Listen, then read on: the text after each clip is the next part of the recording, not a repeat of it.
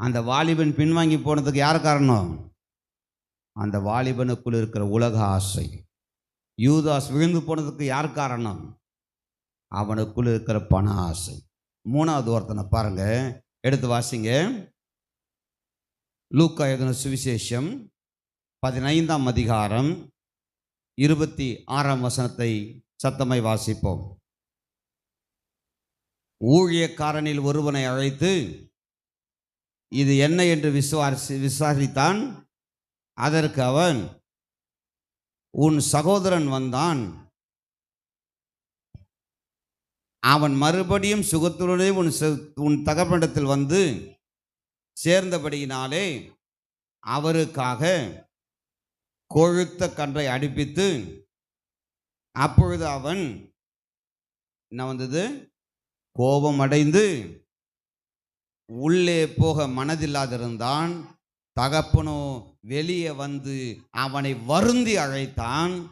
அவன் தகப்பனுக்கு பிரதியுத்தரமாக, இதோ இத்தனை வருஷமாய் உனக்கு ஊழியம் செய்து ஒரு காலமும் உடைய கற்பனையை மீறாதிருந்தும் என் சிநேகிதரோடு நான் சந்தோஷமாய் இருக்கும்படி நீர் ஒரு காலம் எனக்கு ஒரு ஆட்டுக்குட்டியாவது கொடுக்கவில்லை.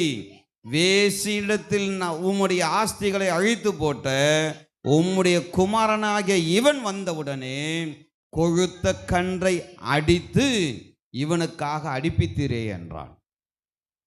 இங்க ஒருத்தனை பார்க்கிறோம், ஒரு அப்பாவுடைய பிள்ளை தான். கவனிக்கிறீங்களா எல்லாரும்?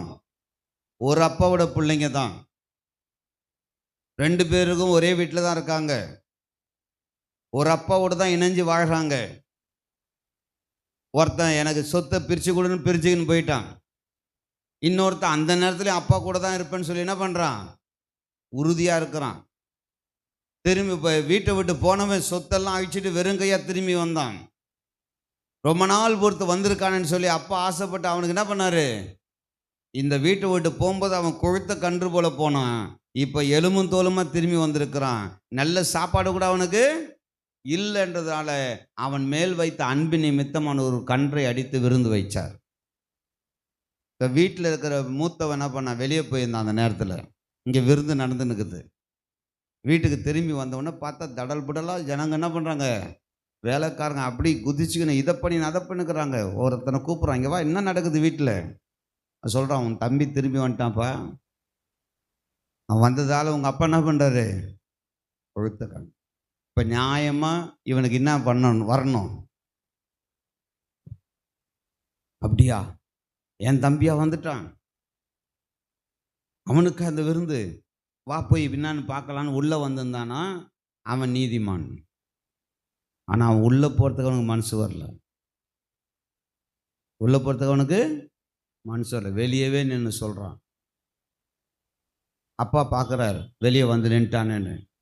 அவர் இறங்கி வர்றார் வெளியே வந்து அவனை பார்த்து சொல்கிறார், என்னப்பா ஏன் வெளியே நிற்கிற, உள்ளே வாப்பா கெஞ்சி கூப்பிட்றாரு. நான் வரமாட்டேன். ஏன் வரமாட்டேன், இவ்வளோ நாள் நான் உன் கூட இருக்கிறேன், நீ சொன்னதெல்லாம் நான் செய்கிறேன், இவ்வளோ பண்ண எனக்கு என்னைக்காவது ஒரு கண்ணுக்குட்டி அடிச்சிருக்கிறியா, ஒரு விருந்து இந்த மாதிரி தடல்படலாக போட்டிருக்கிறியா. அவன் சொத்தை பிரிச்சுன்னு போயிட்டான், வேசிகளோடு வாழ்ந்தான், சொத்தை அழிச்சான், ஒன்றும் இல்லாமல் திரும்பி வந்தான், அவனுக்கு நீ விருந்து செய்றியே, இதை எப்படி என்னால் ஏற்றுக்க முடியும், எப்படி என்னால் ஜீர்ணிக்க முடியும். அவனால் வீட்டுக்குள்ளே வர மனசு இல்லை. நல்லா தெரிஞ்சுங்க, தகப்பனோடு இருந்தவன் தான் இவன், தகப்பனுடைய வார்த்தைக்கு கீழ்ப்படிஞ்சவன் தான். அவனுக்கு எல்லா சொத்துக்கு அதிகாரம் எல்லாம் இருக்கு. ஆனால் அவனுக்குள்ள என்ன இருக்கு தெரியுமா, என்ன இருக்கு அவனுக்குள்ள, ஒரு சுயநீதி இருக்கு. என்ன இருக்கு அவனுக்குள்ள, ஒரு சுயநீதி. ஆமாம், அந்த சுயநீதி எப்படி சொல்கிறான், நான் பாருங்க அந்த வசனத்தை வாசிங்க, 29ஆம் வசனத்தை வாசிப்போம்.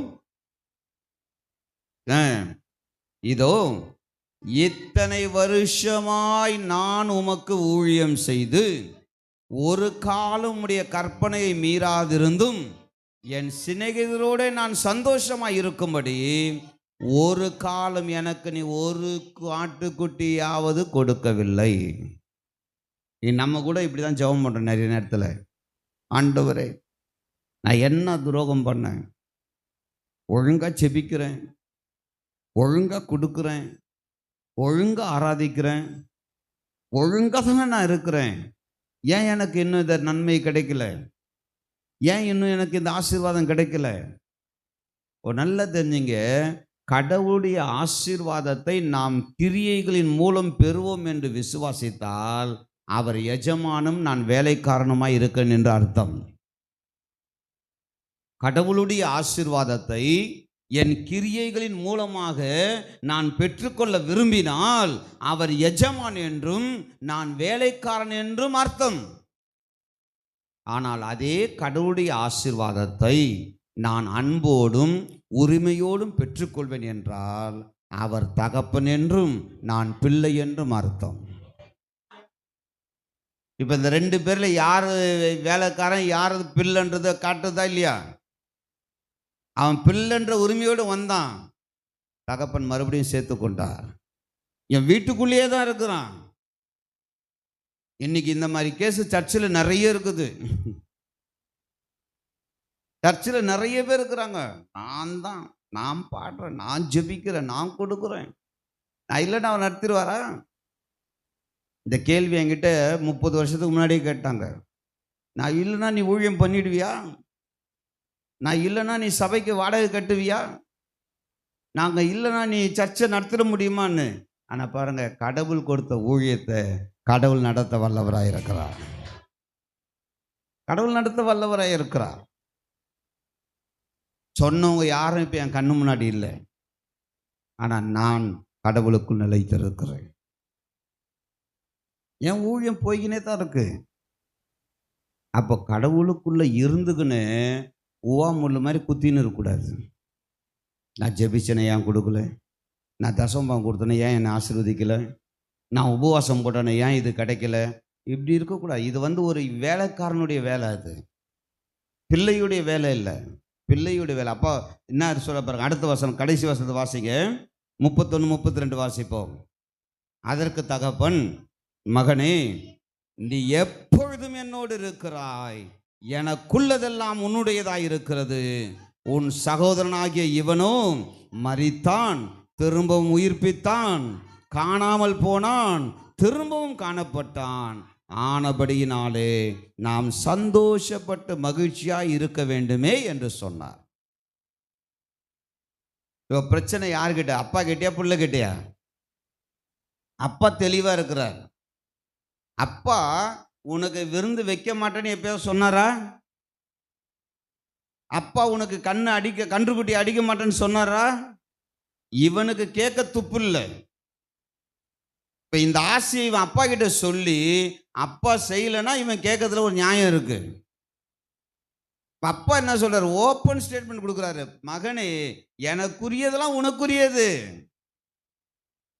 நீ என்கிட்ட என் பாக்கெட்டில் கையை விட்டு உனக்கு வேண்டிய பணத்தை எடுத்துன்னு போகிற அளவுக்கு உனக்கு உரிமை இருக்கு, உனக்கு தகுதி இருக்கு. நீ எடுக்கல, நான் என்ன பண்ண முடியும்? நான் பேக்கெட்டை பூட்டு போட்டா வச்சிருக்கிறேன். என் பேக்கெட்டில் பணம் இருக்குன்னு தெரியுது உனக்கு. உன் தேவை, உன் ஃப்ரெண்டோட நீ சந்தோஷமா இருக்கும், நீ ஆசைப்பட்டனா எடுத்துன்னு போய் சாப்பிடு. நீ அதை செய்யாம வந்தான், மரிச்சான், மறுபடியும் உயிரோடு வந்திருக்கான். அவனுக்கு ஒரு பிடி சோறு போட்டதுக்கு நீ இப்படி பண்றியப்பா, இது என்னப்பா நியாயம்? இப்போ நியாயம் யார் பக்கம் இருக்கு? அப்பா பக்கம் இருக்குதா, பிள்ளை பக்கம் இருக்குதா? யார் பக்கம் இருக்குது? தகப்பன் பக்கம் தான். ஒருவரும் ஒரு நாளும் குற்றப்படுத்த முடியாத ஒரு உயர்ந்த நிலையில் இருக்கிறவரை தான் நீங்களும் நானும் ஆராதித்து கொண்டு இருக்கிறோம். அவரை யாரும் குறை சொல்ல முடியாது, அவரை யாரும் குற்றப்படுத்த முடியாது. அப்ப இந்த வாலிபன் தகப்பன் வீட்டில் இருந்தாலும் தகப்பனுக்கு பிரியமா இல்லை, தகப்பன் சித்தத்தை அறியவில்லை. இவன் தன்னுடைய சுய நீதியில் இருந்தானே தவிர தகப்பனுடைய உணர்வுகளையோ தகப்பனுடைய இருதயத்தையோ அவன் புரிந்து கொள்ளவில்லை. இன்னைக்கு நம்ம வாழ்க்கையில் நம்ம விழுந்து போறோம்னா இன்னும் தகப்பனை முழுமையாக அறியாமல் இருக்கிறது தான் அர்த்தம். நீ அறிந்து கொண்டா உன் வாழ்க்கையிலே புயல் காற்று வீசினாலும் சரி, கடல் கொந்தளித்தாலும் சரி, உன் படகே அமிழ்ந்து போனாலும் சரி, உன் நம்பிக்கை அவரை சார்ந்துதான் இருக்குமே தவிர உன் நம்பிக்கையை ஒருவனாலும் தடை செய்யவோ அழிக்கவோ முடியாது.